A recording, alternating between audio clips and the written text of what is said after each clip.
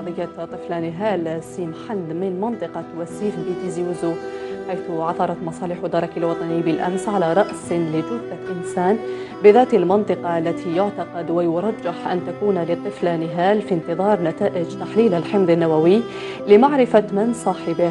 للإشارة تم العثور أيضا صبيحة أمس على ملابس ملطخة بالدماء اشتبه أنها تعود لطفل نهال، ولا تزال مصالح ودرك الوطني تجري تحقيقات معمقة لفك لغز اختفاء الطفل نهال سيم حند صاحبة 3 سنوات، والتي اختفت منذ أزيد من 11 يوما بمنطقة وسيف بولاية تيزي وزو.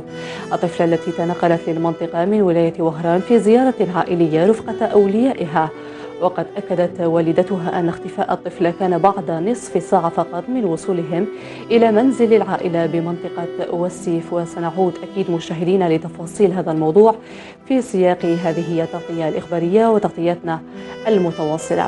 هذا وسيتم اليوم تنظيم حملة بحث واسعة عن الطفلة نهال المختفية منذ 11 يوما بالمنطقة. حملة البحث سيشارك فيها سكان منطقة وسيف بالإضافة إلى سكان المناطق المجاورة، علما أن مصالح الدركية الوطنية عززت تواجدها بالقرية بالإضافة إلى عناصر مصالح الشرطة والحماية المدنية المتواجدين منذ أيام بالمنطقة.